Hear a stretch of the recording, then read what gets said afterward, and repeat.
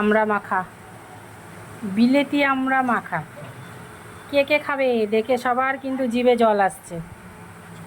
এত সুন্দর একটা বিলেতি আমড়া মাখা, শুকনো লঙ্কা ভেজে, কাসন্দ, একটু চিনি লবণ দিয়ে। কারা কারা খাবে গো? জিভে জল আসছে। দেখো, বিলেতি আমড়া মাখলাম, দারুণ লাগে খেতে।